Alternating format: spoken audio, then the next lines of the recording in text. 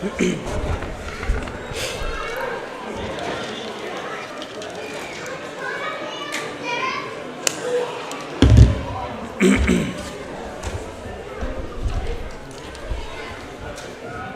الله الرحمن الرحيم الحمد لله رب العالمين والصلاة والسلام على سيد الأنبياء والمرسلين وعلى آله وأصحابه أجمعين أما بعد أعوذ بالله من الشيطان الرجيم بسم الله الرحمن الرحيم قال الله تبارك وتعالى خذ من أموالهم صدقة تطهرهم بها وتزكيهم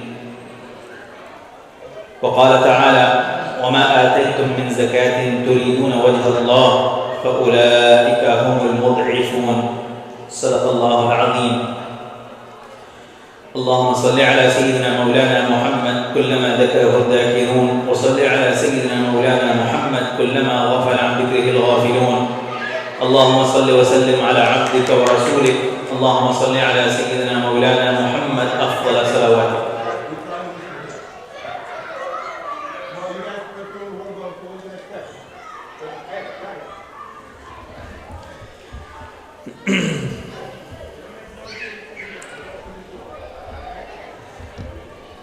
There are three types of worship in Islam. One is a form of worship that is exclusively performed by our bodies, by your body. Second is the worship that is performed by your wealth. So it's a monetary worship. And third is a combination of the two. So, salah and fasting, these two worships in Islam are purely physical. It does not require any possession, any particular amount of wealth to be able to perform salah and to be able to fast in the month of Ramadan. The monetary worship is zakah, which is required and obligatory upon certain people, and we'll talk about that. And the combination of two is hajj, where you have to spend money and you have to do physical acts as well. You have to spend money to get to Makkah, to get to Mina, to get to Arafat, to get to Muzdalifah, and you have to do physical activities as well. You have to make tawaf, you have to make sa'i, you have to make wuquf, you have to do rami, and you have to spend money on udhiyah as well. So there are certain ibadat that are purely physical, and then there are certain ibadat that are purely monetary. And the ibadah that is purely monetary and is required, that is zakah. And an extension of zakah is zakat al-fitr, which is done at the end of the month of Ramadan or during the month of Ramadan on the day of Salatul Eid, Eid al-Fitr.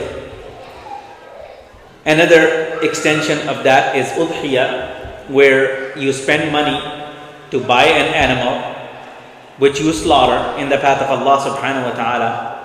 But in some ways, the benefit of that returns to you as well, because you are the one who ends up consuming the meat of that udhiyah, that sacrificial animal. The month of Ramadan, which is about to start, inshallah, is the time of the year when our brothers and sisters, they are able to perform all the pillars of Islam except Hajj. So they do salah on a daily basis. They are able to give zakah if it is required from them, and they fast as well if it is obligatory upon them. So the only pillar that remains that is not performed in the month of Ramadan is the pillar of Hajj, which has its own miqat, which has its own time. So during the month of Ramadan, many people take advantage of the bonus rewards that are promised by Allah subhanahu wa ta'ala, and they give their zakah during the month of Ramadan. Technically speaking, it's not necessary that zakah is obligatory on you in the month of Ramadan, because only those people technically will fall in this category who acquire their wealth for the very first time during the month of Ramadan, and thus zakah became obligatory upon them. It is the third most important pillar in Islam, and Allah subhanahu wa ta'ala has mentioned zakah side by side with salah in almost 82 places throughout the Quran.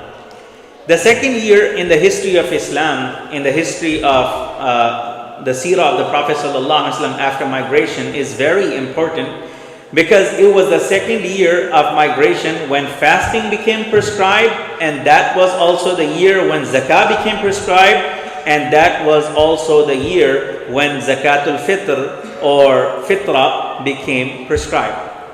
So it was a very consequential year in the history of Islam.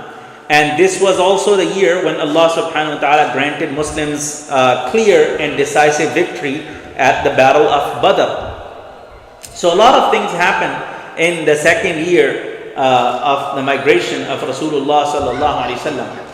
Some scholars do say that zakah actually was prescribed even prior to the migration, during the early period, during the Meccan life of Rasulullah sallallahu alaihi wasallam, because many verses in Quran that are most certainly that belong to the revelation period prior to the migration, they do talk about zakah as well. However, the rules of zakah were not laid out. Zakah rules were not implemented before migration. All of that happened after the migration in the second year of the seerah of Rasulullah sallallahu alaihi wasallam in post-migration period. But majority of scholars do agree that zakah became prescribed in the second year of migration. So what is zakah? Zakah is actually a way to purify your wealth by giving away a certain percentage of what you own and what is in your possession in the path of Allah subhanahu wa ta'ala to help the poor and destitute. And it's something that Allah subhanahu wa ta'ala has emphatically mentioned in Quran. And it's something very serious. As a matter of fact, those who do not give their zakah, there is very stern and grave warning for such people in Quran. Allah subhanahu wa ta'ala talks about that in Surah At-Tawbah, in Surah Al-Bara'ah. إِنَّ الَّذِينَ يَكْنِزُونَ الذَّهَبَ وَالْفِضَّةَ وَلَا يُنْفِقُونَهَا فِي سَبِيلِ اللَّهِ فَبَشِّرْهُمْ بِعَذَابٍ أَلِيمٍ. And those who hoard gold and silver and do not spend it in the path of Allah, give them the glad tiding of a painful punishment, of a painful chastisement. This is something very serious that Allah subhanahu wa ta'ala has talked about in Quran. People who hoard wealth. And how do you hoard wealth? You hoard wealth when you neglect and disregard your obligations towards that wealth. When Allah gives you wealth, Allah subhanahu wa ta'ala imposes certain obligations on you as well. And one of the most basic obligations is to give zakah. So those who do not give their zakah, who do not spend that money in the path of Allah, give them the good news, give them the glad news of a painful punishment. يَوْمَ يُحْمَى عَلَيْهَا فِي نَارِ جَهَنَّمَ. On the day of judgment, this gold and silver and this treasure, this wealth that they used to hoard, it will be heated up in fire of hell. يَوْمَ يُحْمَى عَلَيْهَا فِي نَارِ جَهَنَّمَ. On that day, it will be heated up in the fire of hell. And the fire of hell is not like the fire that we have here in this world. And even in this world, there are different intensities of fire that we have. Imagine the most intense fire on this earth and then compare that to the fire of hell. There is no comparison. So that treasure, that gold and silver will be heated up in the fire of hell فَتُقْوَى بِهَا جِبَاهُهُمْ وَجُنُوبُهُمْ وَظُهُورُهُمْ. And with that same melted gold and silver, melted wealth, their foreheads will be branded, their sides will be branded, and their backs will be branded. فَتُقْوَى بِهَا جِبَاهُهُمْ وَجُنُوبُهُمْ وَظُهُورُهُمْ. And then it will be said to them at that time, هَذَا مَا كَنَزْتُمْ لِأَنفُسِكُمْ. This is what you hoarded for yourselves. And Mufassirin, rahimahumullah ta'ala, the scholars, they say that Allah subhanahu wa ta'ala will use the same wealth that you used to hoard here in this world and you used to hold dear to your heart, same wealth will be melted in that fire of hell, and same wealth will be used to punish you. And then it will be said to you, هَذَا مَا كَنَزْتُمْ لِأَنفُسِكُمْ. This is what you hoarded for yourselves in that world. فَذُوقُوا مَا كُنْتُمْ تَكْنِزُونَ. So now taste that treasure that you used to hoard and hold so dearly to your heart, because it has turned against you. The wealth that is good for you is the wealth that helps you, that serves in your favor, that works in your favor. If your wealth becomes your headache, wouldn't you get rid of it? You'll be like, I'd rather not have it. Imagine if you were given a car, an expensive car, but that expensive car becomes your headache. One day you have to worry about one thing, the other day you have to worry about another thing, then the other day you have to worry about another thing, and at the end of the year your pockets are empty because you spent all of the money that you have on maintaining that one expensive car that was given to you. What would you say? Please take it back. I'd rather not have it because it's working against me.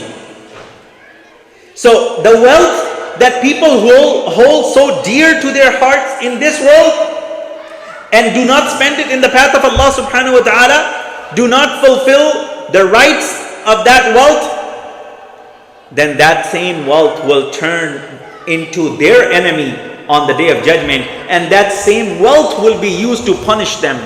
And it will be said to them, فَذُوقُوا مَا كُنْتُمْ تَكْنِزُونَ. Taste the treasure that you used to hoard and hold so dear. So it's important for us to understand what rights in our wealth Allah subhanahu wa ta'ala has imposed on us. And how do we fulfill those rights? How do we give away this obligatory percentage of wealth that we must give? First, who is required to give zakah? There are certain conditions that have to be met. Some of them are unanimously agreed upon by all the scholars, and some have differences. But in general, of course, the first thing, you have to be Muslim. So there is no zakah upon a non-Muslim. Number two, you have to be an adult. So there is no zakah on a child. A child is someone who has not reached the age of puberty, which varies from boys to girls and from boys to boys as well. Some boy may reach the age of puberty sooner than other boys, and same with girls as well. So until a child has reached that age of puberty, they are considered child, and therefore if they have some wealth in their possession, there is no zakah on them. For example, some child became orphan at the age of 2, 3, or 4. Their father or their mother or their grandfather passed away and left behind a lot of wealth in inheritance. So now technically this child that is just 2 years old or 3 years old has a lot of wealth in his or her ownership. But zakah will not be required from this child because he does not meet that basic minimum qualification, which is to reach the age of puberty. So adult. Number 3, you have to be a free person. Al-Hur. So in the old days when slavery was still in practice, there were slaves. So slave technically doesn't even own anything, doesn't even have anything in his or her ownership. Therefore, there is no zakah upon a slave. So a free person is the one who can claim ownership, who has ownership in his, who has wealth in his possession. So that person is required to give zakah. Whether that person is a male or female, both, if they are Muslim and if they are adult, then zakah will become obligatory upon them. And finally, they have to be in possession or in ownership of minimum amount of wealth. They have to meet the minimum threshold of wealth, which is called nisab. And that standard of nisab varies from gold to silver. In Islam, originally there were only two standards, gold and silver. So silver standard is about 613 grams. So if someone had equivalent of 613 grams of silver in their possession for almost an entire year, then zakah will become obligatory on them. Anything more, of course, will be added into the calculation, but that's the minimum, that's the baseline. If someone only had gold, the amount of gold is of course lower because the value of gold is higher. So the amount of gold is 87 grams, which is, if you convert it into the modern day currency, would be equal to a couple of $1,000. And silver will only be a couple of $100. So if someone has both, if someone has a little bit of gold and a little bit of silver, they would combine the two and see how much they have in combination together. So if the combined value of gold and silver reaches the minimum threshold, which always going to be the silver because silver is cheaper, so then that person will be required to give zakah. If someone only has gold, then they will go by the gold standard. Now, in modern times, most people only have cash, or they may have other forms of wealth, like stocks or bonds or other monetary sources of income. So in that case, you have to consider the cash value of whatever you have. If you have stocks, for example, what is the cash value of your stocks? If you have literally cash, then you have to take the value of that. How much money you have in your checking account, how much money you have in your savings account.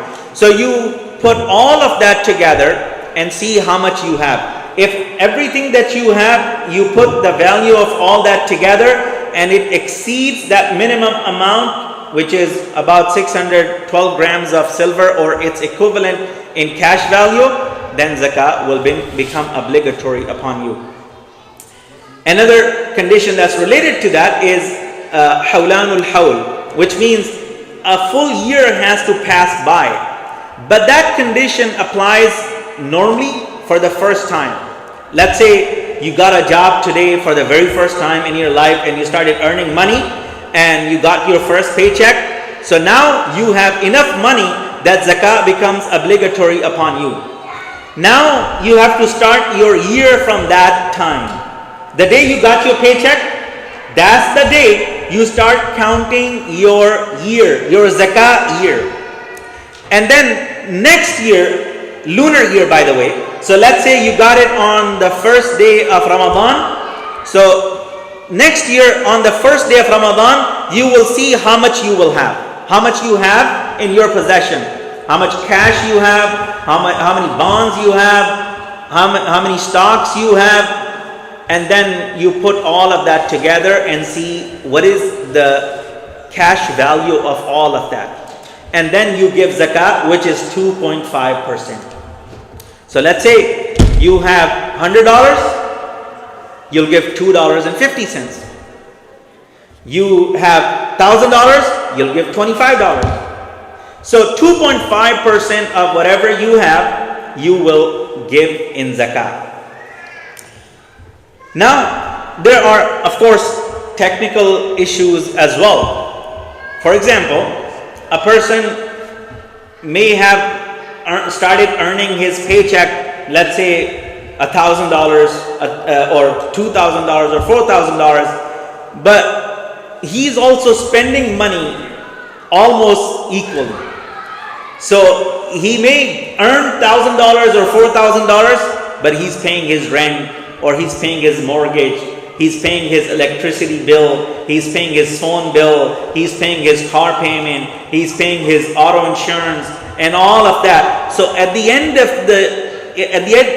of the month, he's left only with $50 or $100, which means this person will not get to the zakah threshold. Even though from earning perspective, he does earn enough for him to be eligible to give zakah, but he's not holding anything. He's not retaining anything. Whatever is coming is leaving as well. So in that case, zakah will not become obligatory on him unless he starts saving as well. He starts retaining. So maybe he's earning $3,000, but he's saving $500 or $600 as well. So that means at the end of the year, he will have at least a few $1,000s in his account, in his ownership. So now, at the end of the year, when he is going to look at his assets that are eligible for zakah, he will calculate zakah on whatever he has in his possession. So if he has $1,000, he will give $25 in zakah. If he has less than that, he will give 2.5% of that. If he has more than that, he will give 2.5% of that.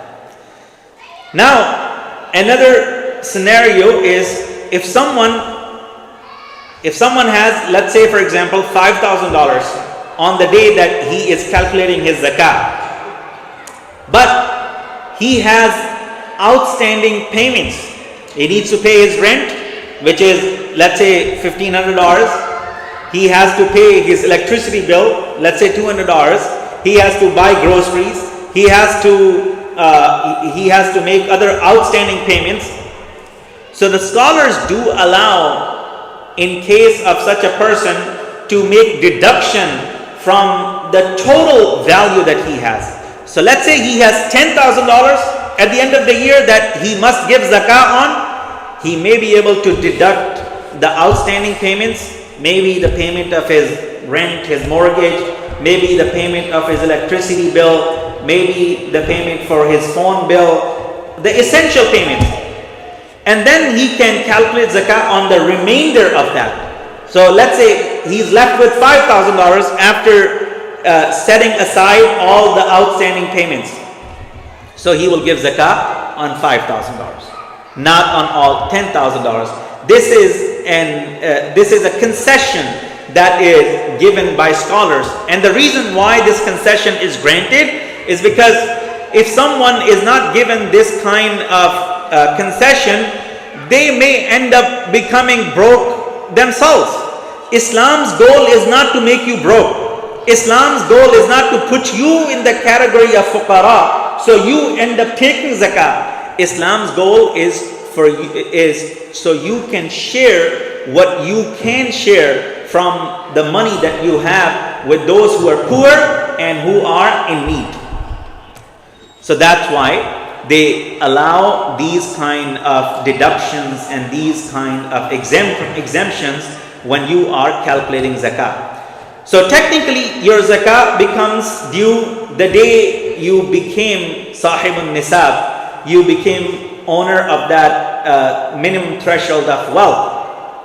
But most people either didn't write it down, didn't write down the date of their first paycheck, or the day they became owner of that much wealth, or they just want to take advantage of giving their zakah in the month of Ramadan so they can earn more rewards, because there is more reward in giving your zakah in the month of Ramadan. So technically they are either giving their zakah ahead of time, or they are giving zakah behind their due date. Either way, they are guilty of making a mistake. There's a way to correct it. There's a way to adjust your due date of zakah. But in order for you to do that, you have to make up for the gap that is in between. So let's say your zakah becomes obligatory on 1st of Sha'ban, but you want to give it on the 10th of Ramadan, so take into consideration the 40 days. So you have to give extra zakah of these 40 days in the month of Ramadan as well. And once you bring your cycle into Ramadan, now you can maintain that in Ramadan. But fix that date. If that's 10th of Ramadan, then you have to do calculation of zakah on the 10th of Ramadan. And if you have stocks, if you have bonds, you have to take into consideration the value of that day. So if the stock market is good on that day, your zakah will be more. If the stock market has crashed on that day when you're calculating zakah, then your zakah will be less. So it doesn't matter what money, how much money you paid to buy those stocks. The value that you will take into consideration is the value of the day of calculation, the day you're calculating the value of zakah. Now, are you required to give away your zakah on that same day when you are doing your calculation? Preferably yes. If you have calculated your zakah today and it's simple, it's $25 or $50, then give away that as soon as possible. On the same day preferably. So you're done. You have fulfilled your obligation and now you are absolved of that responsibility. But it's not required to give away on the same day. Let's say you owe $1,000 in zakah, set aside that $1,000, and you can break it down. You can give $100 to one person, $100 to another person, or $500 to one person, or $500 to another person. You can do that. Now, which are the people that you are allowed to give your zakah and which are the people that you're not allowed to give zakah? Allah subhanahu wa ta'ala is very specific with the categories of people who are recipients of zakah, masarif of zakah. إنما الصدقات للفقراء والمساكين والعاملين عليها والمؤلفة قلوبهم وفي الرقاب والغارمين في سبيل الله وابن السبيل فريضة من الله. There are 8 categories of people. There are some categories that some scholars say that are not effective anymore due to non-existence of that category. But generally, you have to give your zakah to fuqara. إنما الصدقات للفقراء. That's the utmost priority. The first and top category is the category of fuqara. People who are in faqr, people who are in poverty. Those are the people who are recipients of zakah. So you have to give it to fuqara. And that could be within your family as well. If your brother is in poverty and he's in that category of fuqara and he's not eligible to give zakah, rather he's qualified to receive zakah, then you can give your zakah to your own brother as well. You can give it to your own sister as well.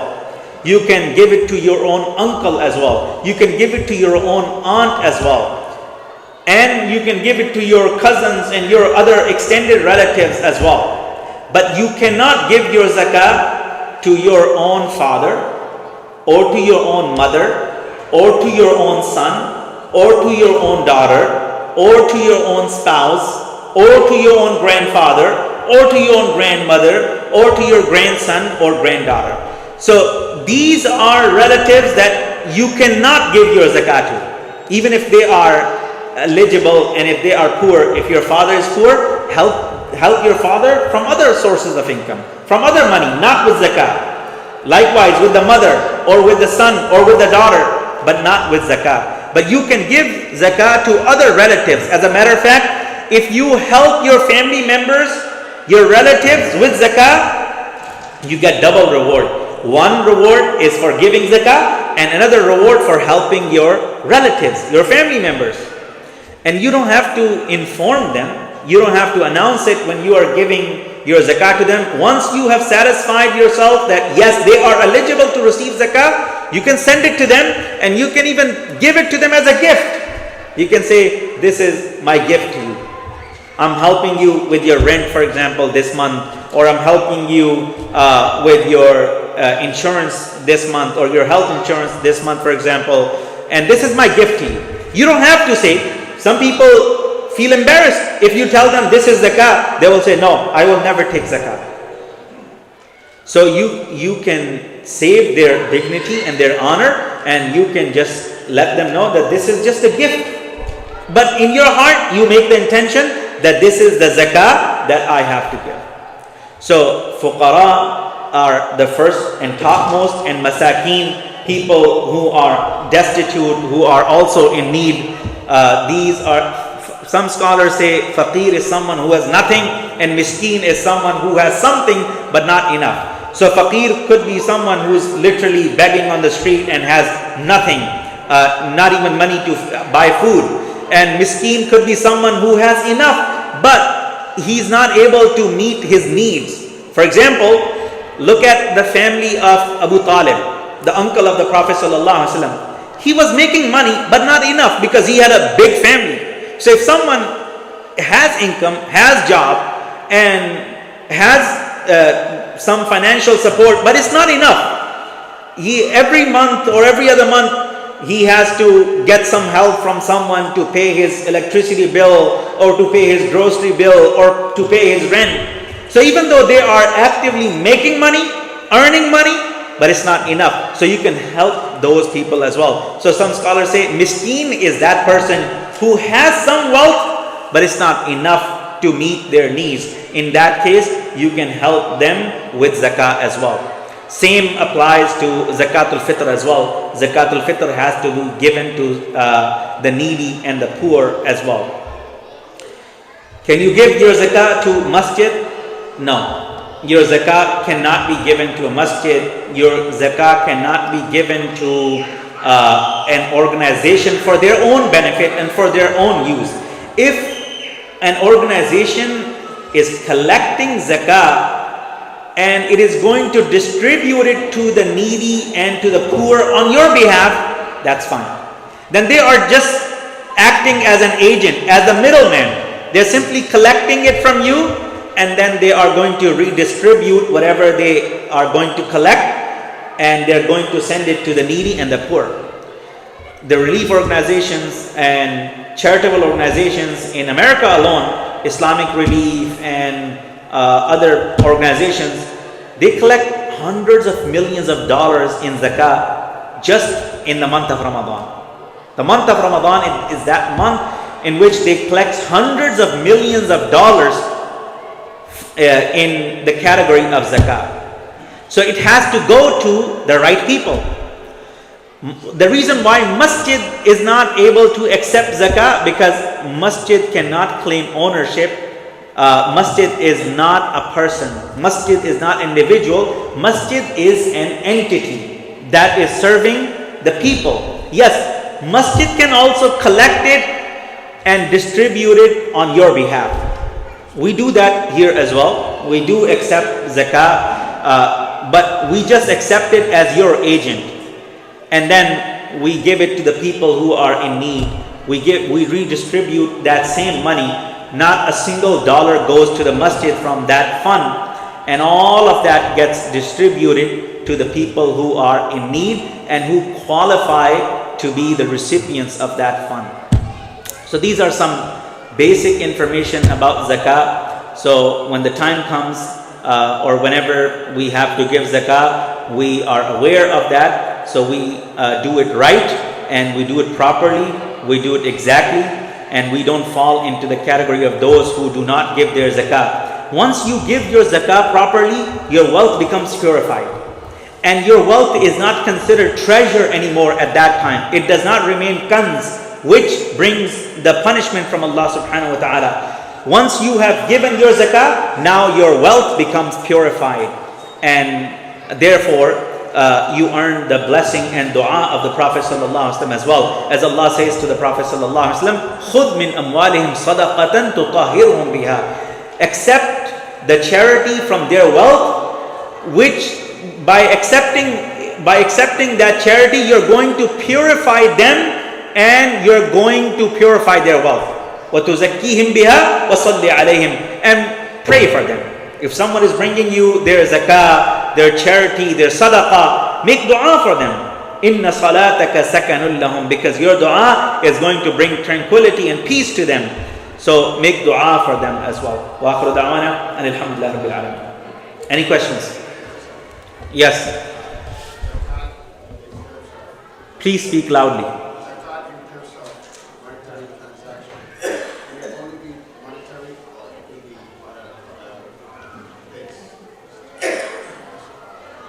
House?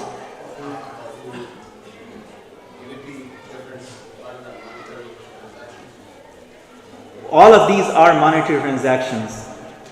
Buying a car, selling a car, buying a house, selling a house. These are all monetary transactions. You need money to perform all of that. So I didn't understand your question.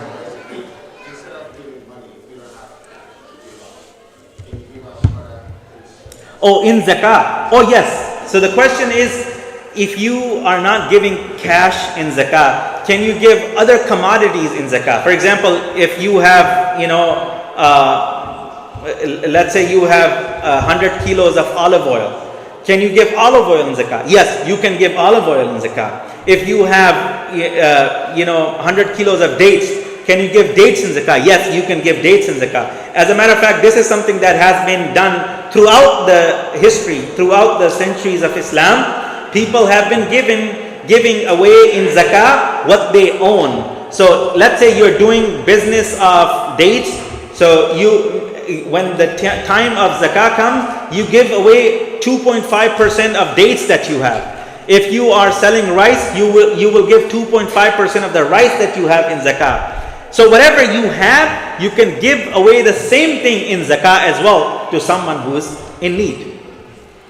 So this is the question from the woman there. So man, that's the reason why I'm going to give you my phone. So start from here, and you can take going back and forth if you want to get this one, that one, and that one, and the other thing. And I want you to repeat the question so that Okay. they can Okay. So it starts right here, so you can just go. Okay, inshallah. Okay, someone else had a question? Yes.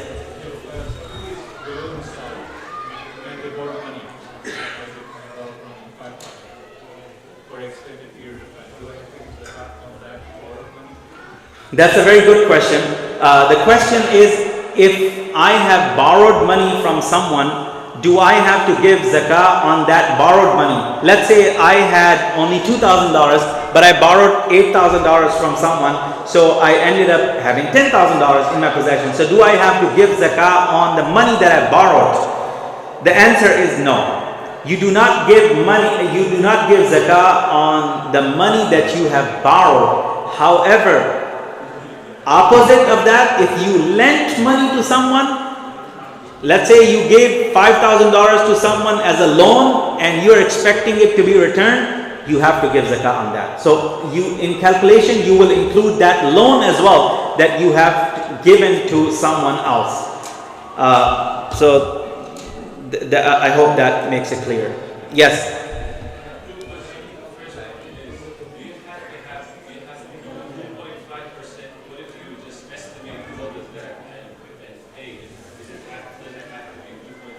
That's a very good question. The question is, do you have to give just 2.5% as it is required, or you can give more as well? So 2.5% is the minimum that you have to give. That is required. You can give more. If you want to give 3%, 4%, 5%, 10%, that's all your generosity and your charity, which you will be rewarded for.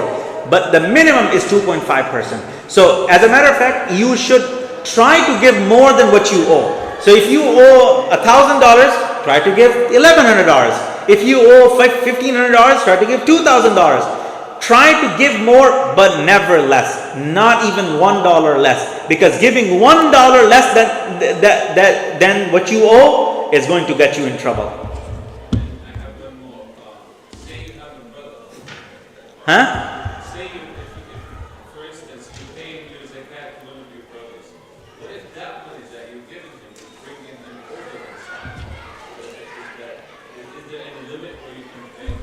Well, technically you should give as much to help someone that it does not bring them over the threshold.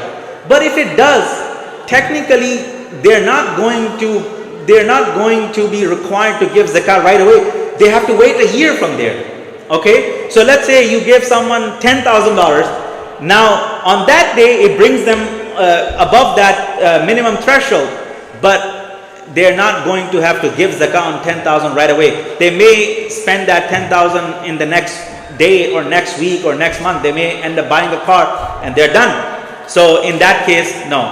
But technically, you should think about you want to help someone, not to burden someone. Yes.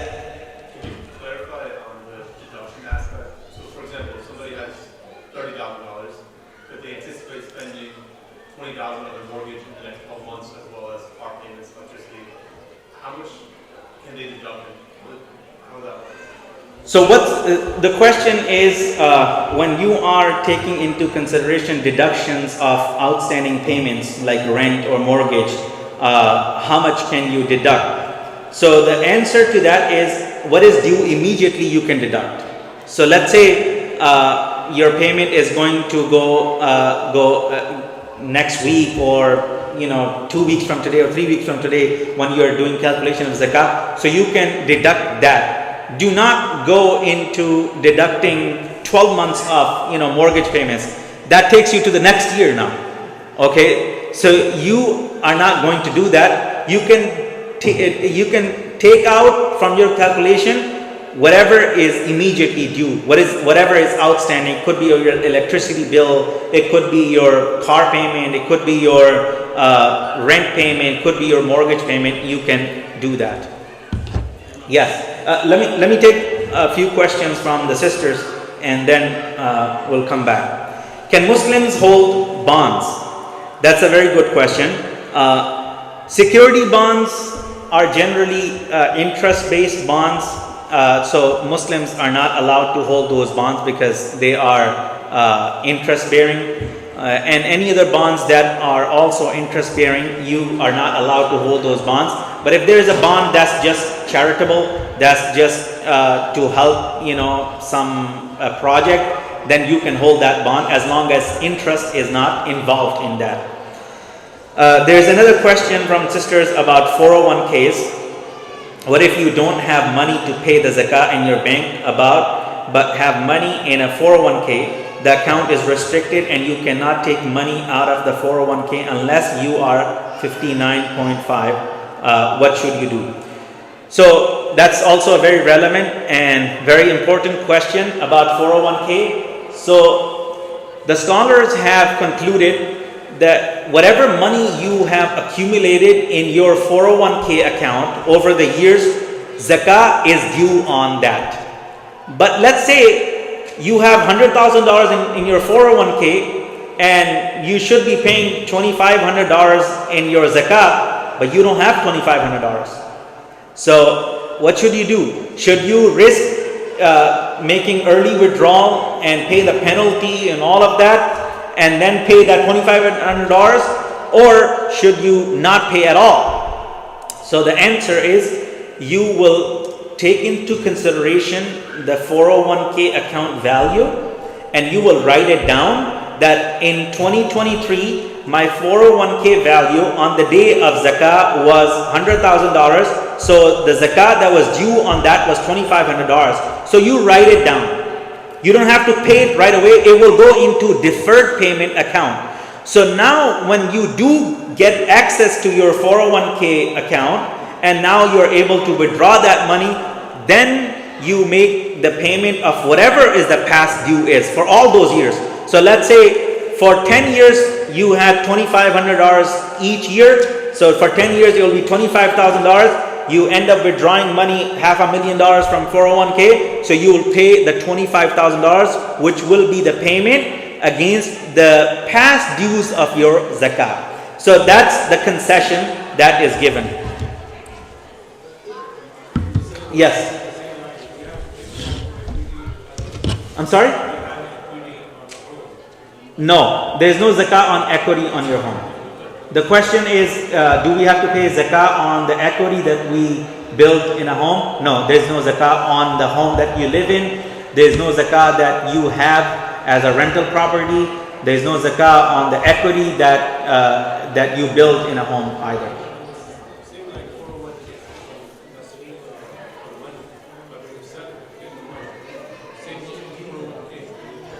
There's no comparison No, that's between different. 401k That's different, and yeah. home ownership.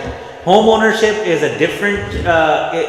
You can consider concept. You can consider it as an investment in the back end, but you're going to either live in there or you're going to rent it out. Either way, you will not pay zakah on the value of that property unless you buy a house to sell. Then that will become a trade asset and you will have to include that in zakah. Okay.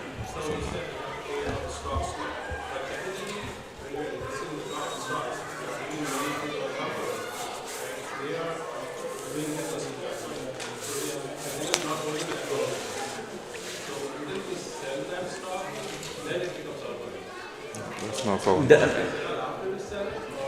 No, the stock is yours. You can sell it today, you can sell it tomorrow, you can sell it 2 years from today. The stock is yours. You own that stock. If you don't own that stock, you can give it to me. Yes. Doesn't matter. You can leave your money with someone else and then you can't say, money is mine, but I have given to somebody else. It's still your money. It doesn't matter. Again, the value fluctuates. So when you are calculating zakah on your stock, you take into consideration the value of that day of your stocks. So on that day, if the stock is up, your zakah will be more. If on that day the stock is down, your zakah will be less. Yes.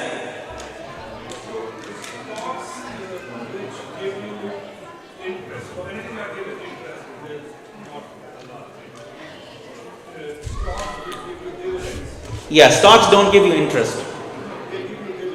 Yes. It depends which company stock you're buying, you're investing in.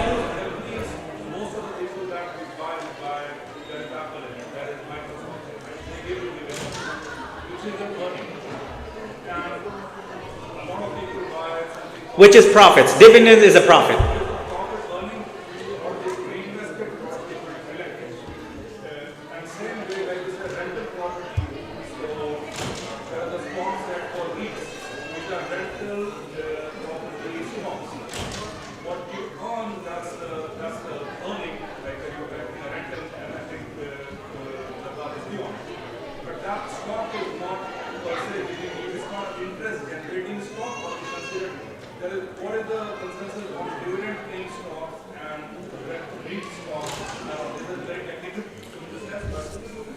Well, the profits that you generate on stocks, they are called dividends, but they are profits. And there are different types of stocks. There are options. There are stocks of different companies sold in different ways on the daily market. There are different ways of stock trading. Either way, if your stock is of a halal business, a business that is Islamically acceptable, like for example an electronic stock, a stock of Samsung, a stock of Apple, or a telecommunication, or a minerals company, or fossil fuel, Shell or ExxonMobil or something like that, then whatever dividends and profits you will earn will be acceptable and will be halal. And you of course have to give zakah on that, and you will take into consideration the value of that stock on the day when you are doing calculation of your zakah. But if you end up investing in a company by buying their stocks, the company whose main business is haram business, it's a liquor company, or it's a bank, or it's a gambling company, whatever. In that case, whatever you earn from there is all haram, and you don't give any zakah on that because you have to give away all of it. You don't give 2.5% of what you earn in haram. You have to give 100%. You have to give away all of it. So that's the difference. Yes. Every year, if somebody is earning 100,000 and somebody is earning 100,000 in 401k, every year,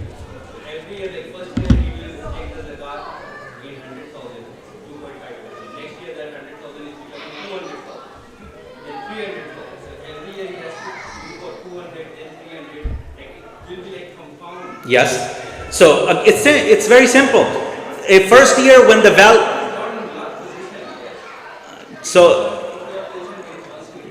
it doesn't matter. But first year you have a value of 100,000 in your 401k. You will calculate zakah of 100,000. Next year it has increased to 200,000. So you will give zakah on 200,000. Next year it has increased to 300,000. So you will set aside zakah for 300,000. So you will keep adding.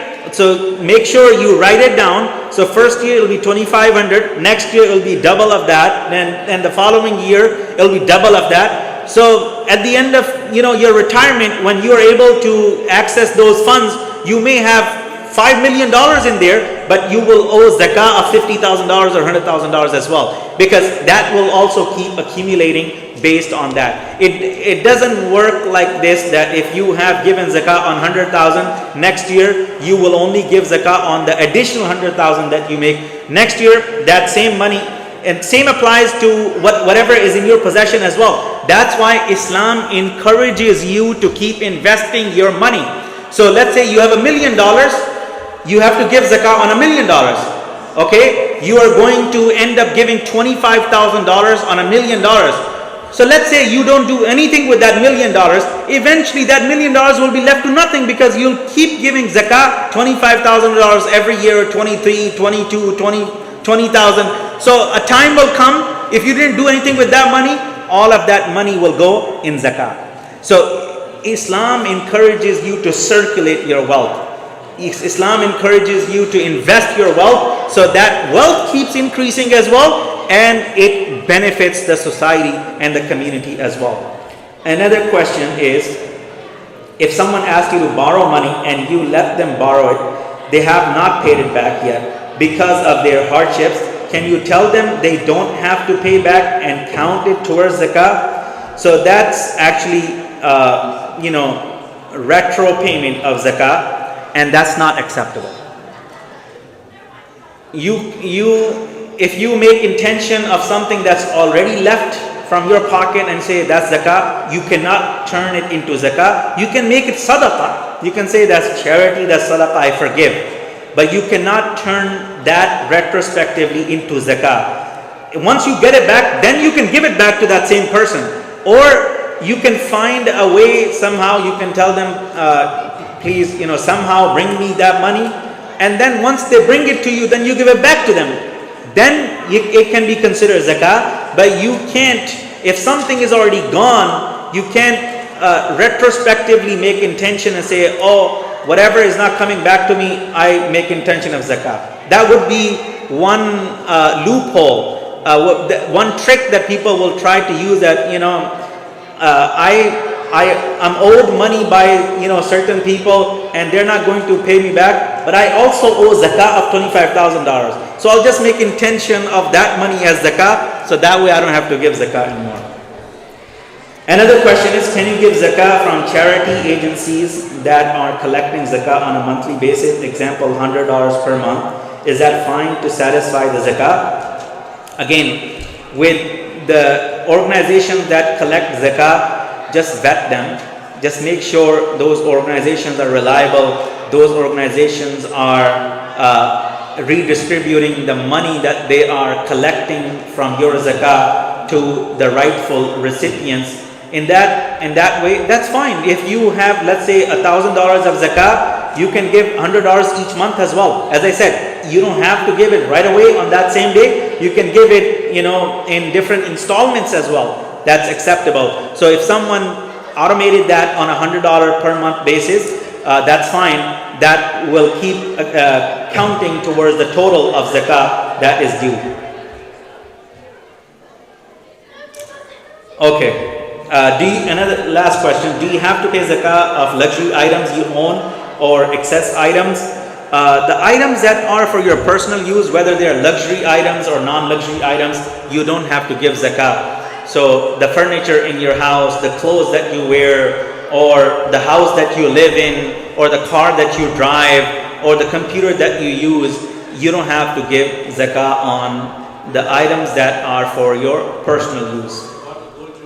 Huh? Gold? Yes, you have to give zakah on gold, you have to give zakah on silver. Yes. The question was about zakah on jewelry, on gold and silver. So the answer is yes, you have to give zakah on gold and silver, depending on how much you have. If it exceeds, so the amount of the minimum threshold for gold is 87 grams. So if the gold that you have, the jewelry that you have, it exceeds 87 grams or more, then you have to give zakah on that. And silver is 612 grams. If it's exceeding 612 grams of silver, then you have to give zakah on that. Sometimes it becomes complicated because there is gold plated. So some jewelry may have 20% gold in it and 80% something else, or 50% gold, 50% something else. In that case, you have to go to a jeweler and have them calculate it for you. What is the value of gold in this jewelry and what is the value of other metals in this jewelry? So the jeweler will tell you that the value of gold in this jewelry is 87 grams or more, then you have to give zakah. And if he tells you no, it's only 20 grams or 25 grams, then you don't have to give zakah on that. By the way, zakah is individually, separately obligatory upon men and women. Husband and wife, if they both have possessions of wealth, if wife has her own ownership, husband has his own ownership, husband has to give his own zakah, and the wife has to give her own zakah. It is permissible for husband to give his wife zakah as well, as long as she authorizes him, or she lets him, she allows him to give zakah for her ownership as well.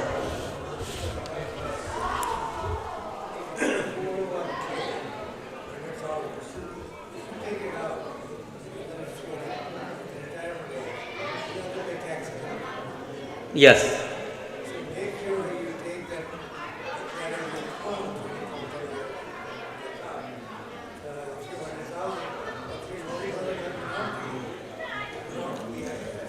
So one of the comments that Dr. Arif has made is about the taxes on 401k. Yes, when you make the withdrawal, even at the maturity of that account, you have to pay taxes. But taxes are paid once only. They're not going to be paid every year. So whatever amount you're going to withdraw at the end of the maturity, let's say it's $1 million, so you will pay taxes only once on that $1 million. You're not going to pay taxes, retrospectively on all the previous years.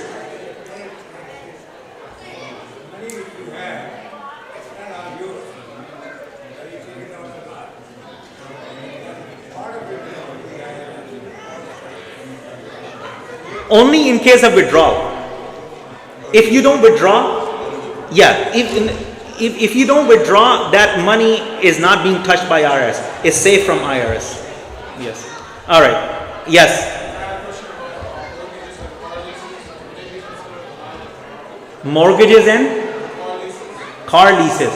Car lease is totally fine. Mortgages, there are those that are fine, and then there are those that are not fine. Yes.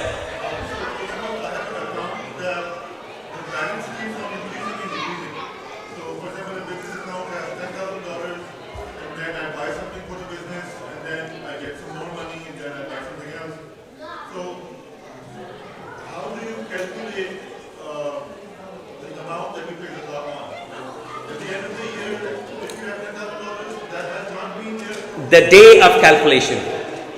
The day you're calculating your zakah, let's say is Ramadan 10th, that you're going to calculate your zakah. On that day, you will take into consideration the values that you have, the cash that you have, the gold that you have, the silver that you have, the stocks that you have, the bonds that you have. Whatever you have in your possession on that day, you will take the value of that. Doesn't matter. Yes.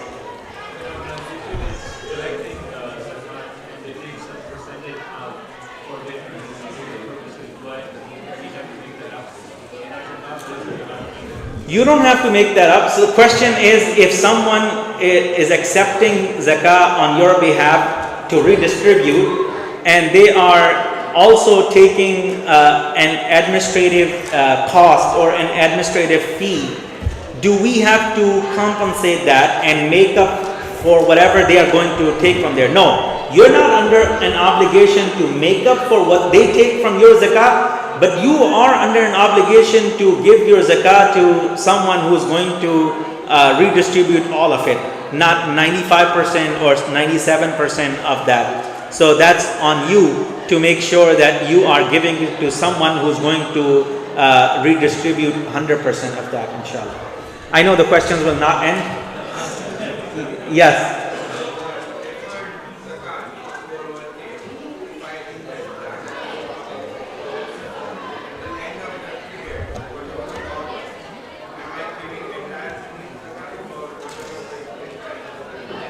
Please repeat the question. If you invest your 401k, Today, this year, if I put away money for zakah, next year I'll put away the rest zakah. If I keep doing that for next 15 years, instead of putting it in bank, I invest that money into stocks. If it grows, am I getting the entire zakah? first of all, you're not putting away money. You're just putting away numbers. You're just writing it down that this year my zakah on 401, you're talking about 401k, right? Yeah.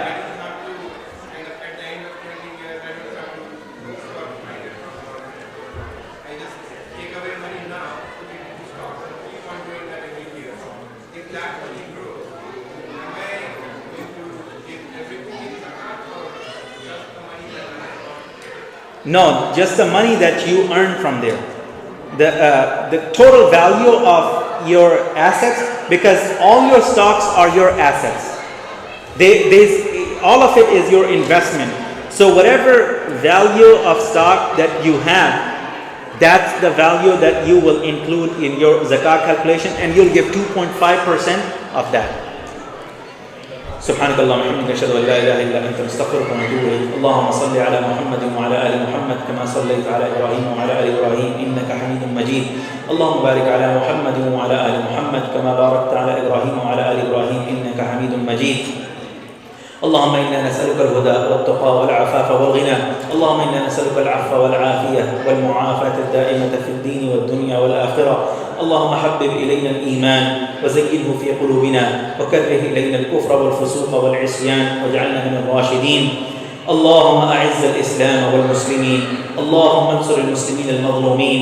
اللهم انصر المسلمين المستضعفين. اللهم انصر إخواننا في فلسطين. اللهم انصر إخواننا في غزة. اللهم انصرهم نصرا مؤزرا. اللهم كن لهم عونا ونصيرا. اللهم استر عوراتهم وآمن روعاتهم. اللهم احفظهم من بين أيديهم ومن خلفهم وعن أيمانهم وعن شمائلهم. ربنا آتنا في الدنيا حسنة وفي الآخرة حسنة وقنا عذاب النار.